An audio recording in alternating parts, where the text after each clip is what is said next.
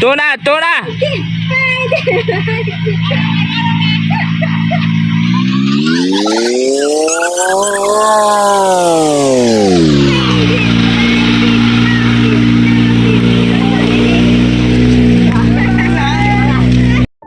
Khana uyin ma along be mingla ba khamya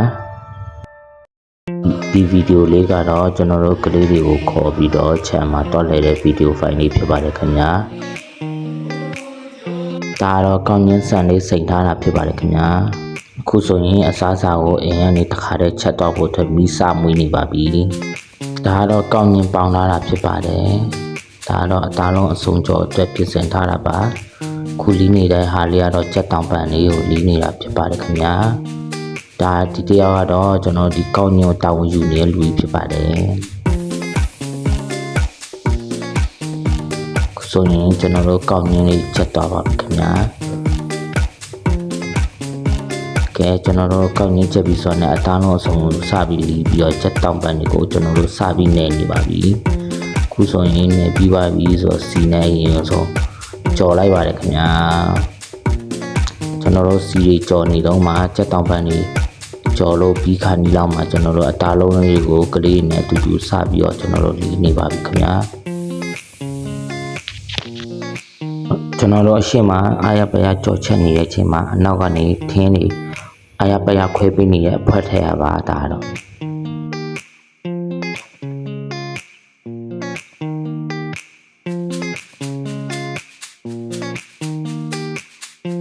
ကဲဒါတော့ကျွန်တော်တို့ပြင်ရင်တင်မိပါမဲ့အကြောင်းကနေပြီးတော့မူပိုင်မိတ်ကပ်မန်လေးဖြစ်ပါတယ်ခင်ဗျာကဲခုဆိုရင်ကျွန်တော်တို့ချက်တောင်ပန်နေကြော်လို့ပြီးပြီပေါ့နော်ဒါအခုချက်တောင်ပန်နေချက်ကုန်ပြီဆိုကျွန်တော်တို့ချက်တောင်ပန်တွေကိုဆယ်ပြီးတော့ကျွန်တော်တို့ခဏနေတာလုံးအစုံကိုထပ်ပြီးတော့ကြော်မှာဖြစ်ပါတယ်ကျွန်တော်တို့ကအခုကမတွန်းခင်ကနေအိမ်မှာကနေနေပေါ့နော်ချက်တောင်ပန်နေကြော်တယ်တာလုံးနေကြော်ကောင်းကျင်းတွေပေါင်းပြီးတော့ချမ်းမှာတွားမှာဖြစ်ပါတယ်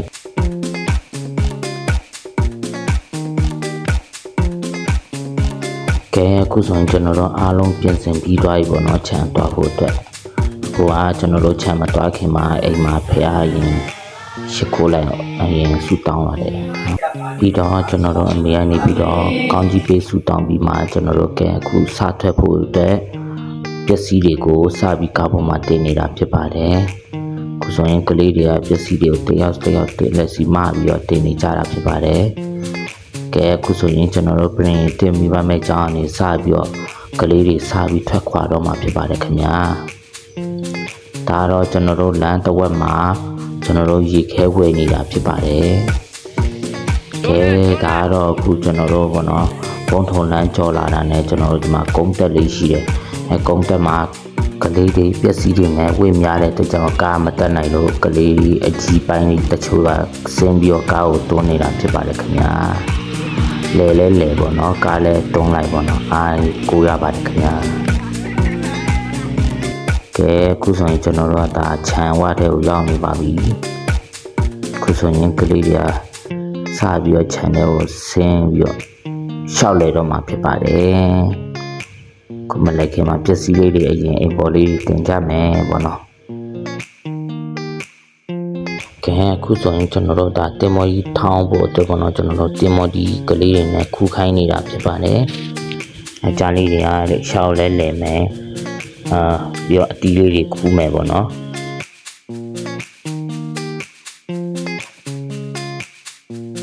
ကဲဒါတော့ခြံအောင်မှာရှိတဲ့ချောင်းငယ်လေးတစ်ခုထဲပေါ့နော်အဲ့တစ်ခုထဲမှာတွားပြီးတော့ကလေးတွေဝင်ပြီးတော့ငါးလေးတွေလိုက်နိုင်နေတာဖြစ်ပါတယ်သူတို့ကချောင်းတော့တိတိလေးပေါ့နော်သူတို့တွေဝင်နိုင်နေတယ်ပြည့်နေပြီချောင်းကဒါပေမဲ့လည်းသူတို့ကပျော်နေကြပါတယ်လို့ကဲကျန်တဲ့မင်းကလေးတုံးနဲ့ဒီကျွန်တော်အမနဲ့တော့ဒီမှာကျွန်တော်တို့ကလေးတွေအားလုံးစားဖို့အတွက်ပေါ့နော်တင်မော်ဒီတွေချစ်နေတယ်ပြီးတော့တင်မော်ကြီးထောင်းဖို့အတွက်ချစ်နေတယ်ပေါ့နော်ပြီးတော့အကင်ဖို့အတွက်မီးတွေမွေးနေပါတယ်ခင်ဗျာ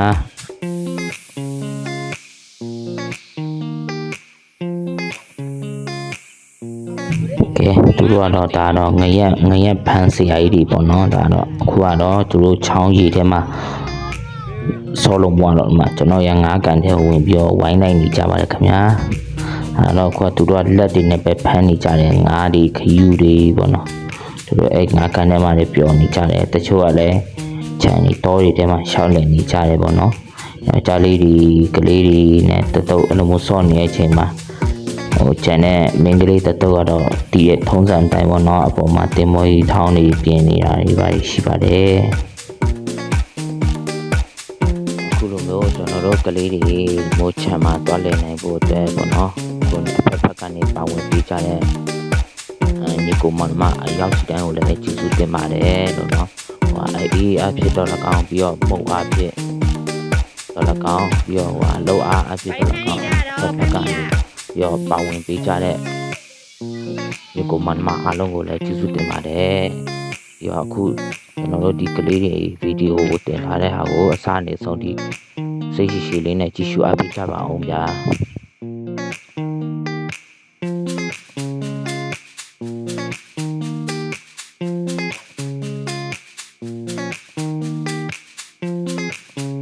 ကလေးတွေကတော့တိတ်ပြီးတော့မစော့ရှာပါဘူးခင်ဗျာ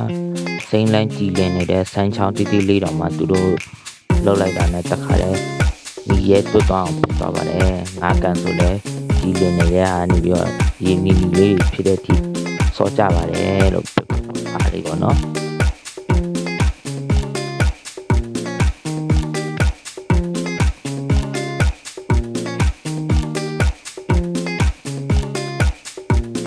တော့ကလေးတွေကတော့ရှယ်ဆော့နေတာပေါ့နော်ဒီဘက်မှာတော့နည်းနည်းအကြီးပိုင်းမင်းကလေးတွေတချို့တွေကတော့ဒီဘ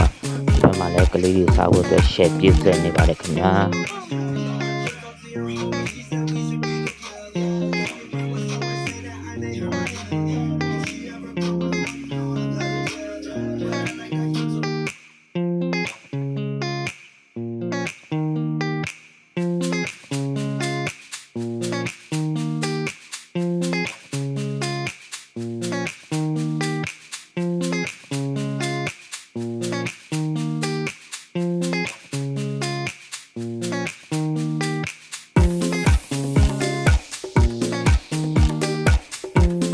ဒါတော့ကလေးတွေရေကန်စော့ပြီးလို့ဝတဲ့အချိန်လေးပေါ့နော်သူ့ရဲ့အချိန်လေးပါခင်ဗျာ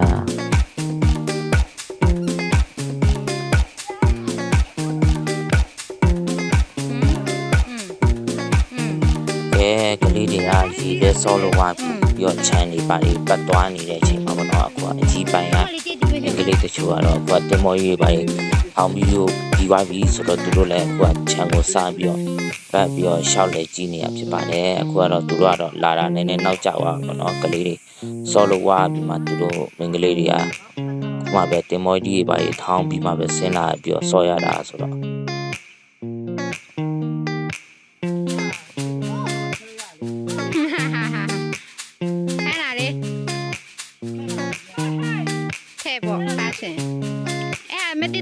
ဘာသာစားရရမှာခုံမရှိမော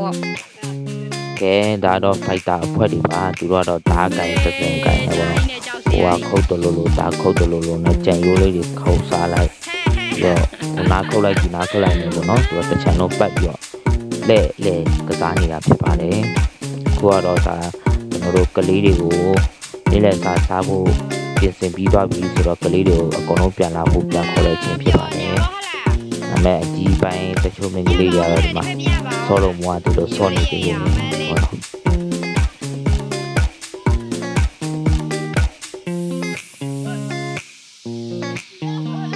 ဒါတချို့ကဟိုးတောနဲ့ထဲမှာရောက်နေရပါတော့ဒါပြန်ခေါ်ထားရပါတယ်ဒါပေမဲ့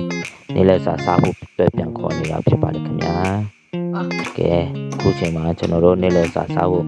ပြင်ဆင်နေတဲ့အချိန်မှာကလေးတွေတချို့ကလေးတွေကြံရိုးစားအောင်လဲဆိုတော့ကြံရိုးလေးတွေစားနေပါတယ်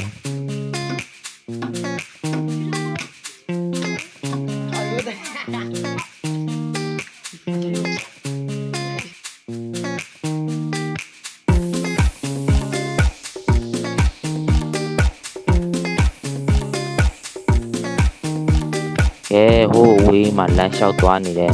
ဝါချီတောင်းနဲ့လမ်းလျှောက်သွားနေတဲ့ဆီယမကြီးကတော့ဆန်းနေမိုးလို့ခေါ်ပါတယ်ခင်ဗျာသူကတော့ဒီဝါချီတောင်းနဲ့လမ်းလျှောက်တဲ့ထဲမှာတော့သူကစကားကြီးပေါ့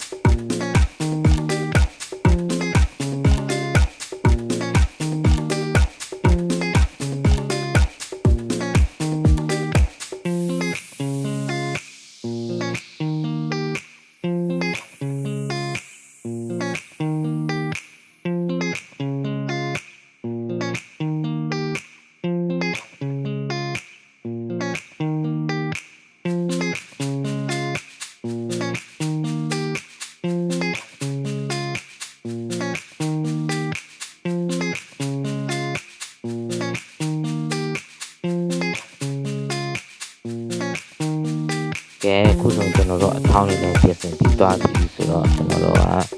ဒါကောင်းငင်းလေးရောအကုန်လုံး ready made ဖြစ်ပြီးဆိုကလေးတို့သမင်းစာကျွေးဖို့အတွက်ကလေးတွေလက်တွေပါလေးစစီခိုင်းနေပြီဖြစ်ပါတယ်ခင်ဗျာ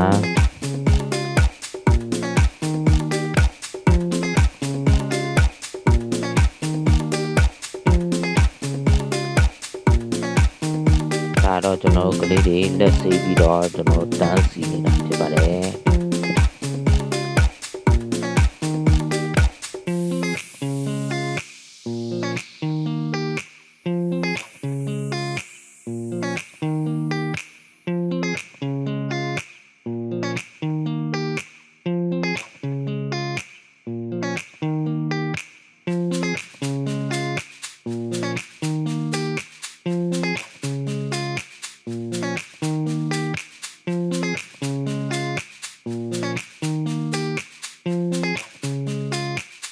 ကျွန်တော်တို့ကလေးတွေပြင်ဆင်ထားတာကတော့ကောင်းကင်လေးတွေထည့်မယ်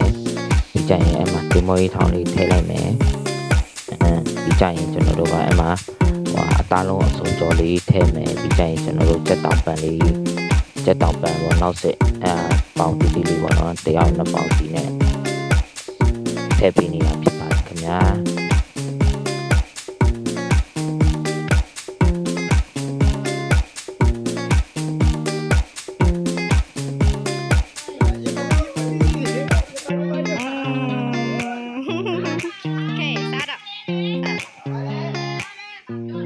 တခြားကလေးတွေသမင်းစားနေချိန်မှာတဲပုံမှာတော့ပြန်စော့နေတဲ့ကလေးကတော့တဲတဲတုံလို့ခေါ်ပါတယ်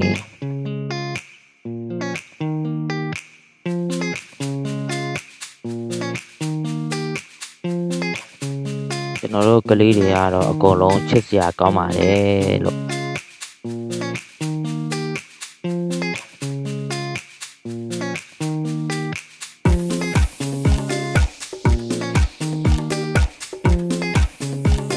channel မှာတခုလိုရတာပါလဲဆိုတော့ကလေးတွေဟိုတနေရာထဲစူးစူးစီးစီးနဲ့ထိုင်စားဖို့ရန်အတွက်နေရာလေးမလောက်ထားတဲ့အတွက်ကြောင့်လို့ပေါ့နော်ကလေးတွေကသူ့တယောက်တနေရာစီပေါ့သူတို့ထိုင်စားခြင်းတဲ့နေရာတွေထိုင်စားကြတယ်ပေါ့နော်ကိုကတော့တချို့ကလည်းဟိုဒီပင်အောက်မှာတွေသွားစားတဲ့လူကရှိတယ်လို့ပြီးရင်တချို့ကလည်းကာကိုတော်အောက်ထဲမှာစားတဲ့လူနဲ့ဒီကြရင်တချို့ကလည်းဟိုးပါတယ်အင်ဂျီချန်အောက်ထဲမှာသွားစားတဲ့လူနဲ့ပေါ့နော်စုံနေရပြီညာ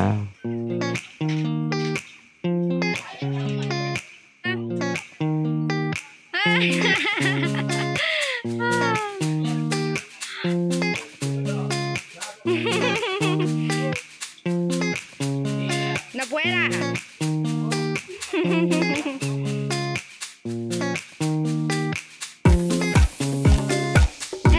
ရှောင်းစားနေကြဒုက္ခပဲနေစရာနေရာမရှိဘူးလားတို့တရားနပွဲတာ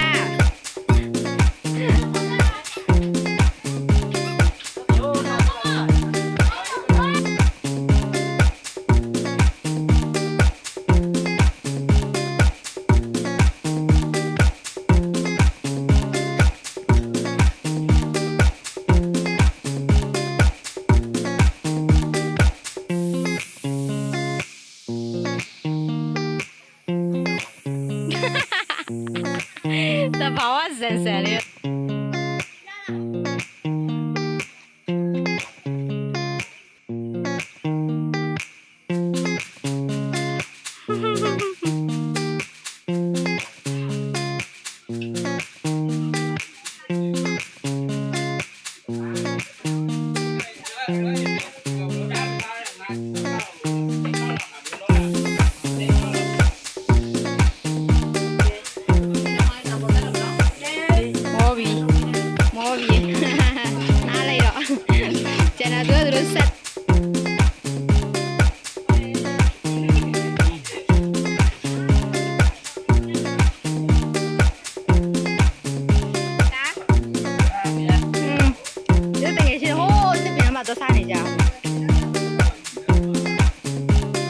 လေးဖက်ရက်လေးတွေခင်းတော့မှကြံကောင်းချက်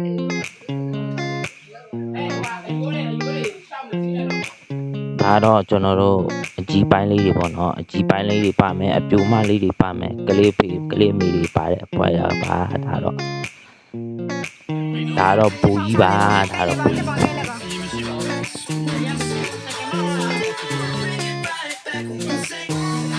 ကျွန်တော်တို့ကလေးတွေ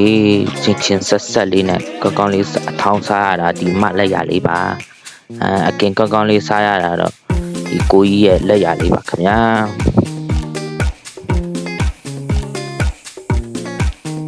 အခုချိန်မှာကျွန်တော်တို့နောက်တစ်ကြော့ပေါ့နော်သမင်းစားပြီးတော့ပေါ့နော်ကျွန်တော်တို့နားနေတဲ့ချိန်မှာကလေးတွေကနောက်တစ်ကြော့မှာကျမကြီးအားဖြင့်မှာလိန်လုံးတွေဟိုးတောင်ပေါ်ထိတွန်းတက်ပြီးပြန်လိမ့်ဆော့နေတာဖြစ်ပါတယ်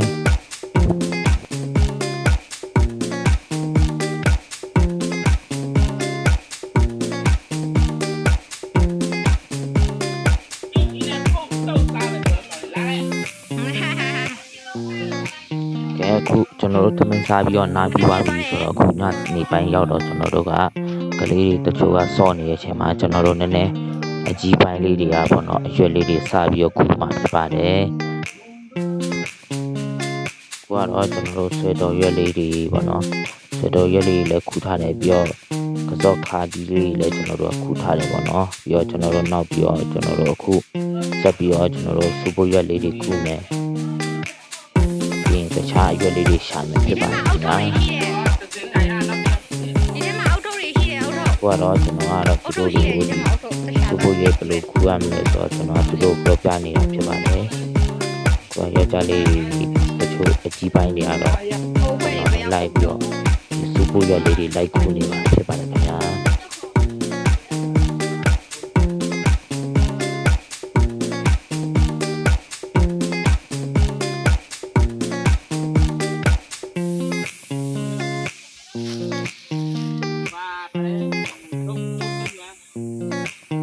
ကျွမ်းနေပေါ့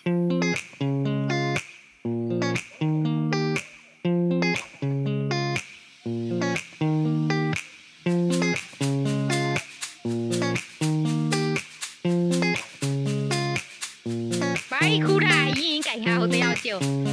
အဲ့အရင်ကြီးလေစားလို့မရတာ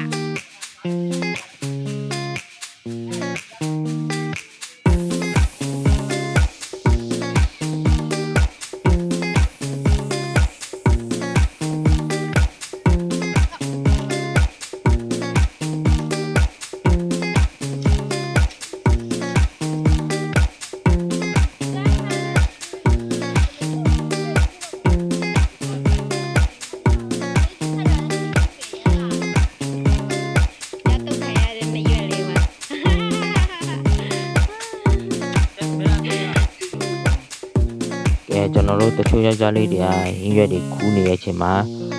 ကျန်တဲ့မင်းကလေးအကြီးပိုင်းတချို့ကတော့ကျွန်တော်တို့ဒီမှာမြစ်ခွာရက်တွေလိုက်တူးနေရဖြစ်ပါတယ်။အကြီးပိုင်းမင်းကလေးတွေပေါ့နော်။ဒီကမြစ်ခွာရက်တွေလိုက်တူးနေရဖြစ်ပါတယ်။မပြပါမြစ်ခွာရက်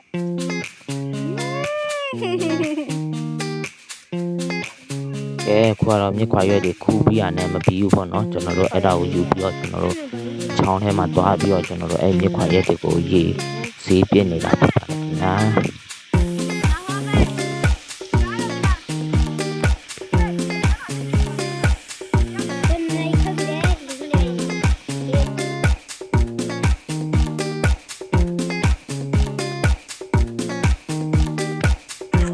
ကျွန်တော်တို့အားလုံးပြီးသွားပြီဆိုတော့အခုကကျွန်တော်တို့ကအိမ်ပြန်ဖို့အတွက်ပြင်ဆင်နေတာဖြစ်ပါတယ်အိမ်မပြန်ခင်လေးမှာပေါ့နော်ဒီမှာကျွန်တော်တို့ရဲ့ကိုကြီးရတယ်မှာဝမ်းချီတော့ရှောက်တင်နေတာဖြစ်ပါတယ်ခင်ဗျာလမ်းရှောက်ကျင်နေတာဖြစ်ပါတယ်ကိုကြီးကလည်းအကူရပါတယ်ခင်ဗျာအကင်ကင်တဲ့ထဲမှာတော့ကျွန်တော်တို့ကိုမကလေးတွေလိုက်ပြီးကားနဲ့လည်းမောင်းပို့ပြီးတဲ့အတွက်ကျွန်တော်ကျေးဇူးတင်ပါတယ်ခင်ဗျာနောက်လည်းများများလိုက်ပို့ပါစေ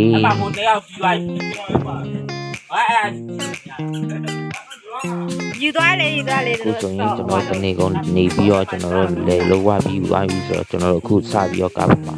ဖြည့်စည်းတွေတင်ပြီးတော့အိမ်ပြန်တော့မှာဖြစ်ပါတယ်ခင်ဗျာ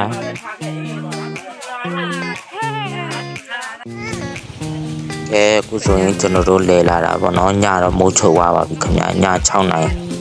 ကျော်သွားတော့ပါတယ်အဲအကြောင်းမို့ကျွန်တော်တို့ညနည်းနည်းမှောက်မှပြန်ရောက်လာတာဖြစ်ပါတယ်ခင်ဗျာ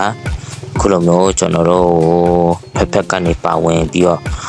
အားလုံးလိုက်ပြီးတော့ဝိုင်းဝန်းပြီးတော့ပျော်ပျော်ပါပါနဲ့လိုက်လေပေးတဲ့ကြောင့်ကျေးဇူးတင်ပါတယ် promote video လည်းအစနေဆုံးထိဒီဆုံးတဲ့အထိစိတ်ရှိရှိလေးနဲ့ကြည့်ရှုအားပေးကြတဲ့ဒီကောင်မမတငယ်ချင်းအားလုံးကိုလည်းအထူးပဲကျေးဇူးတင်ရှိပါတယ်ခင်ဗျာနောက်လာမယ့် video တွေမှာလည်းဆက်လက်ပြီးအားပေးကြပါအောင်ခင်ဗျာ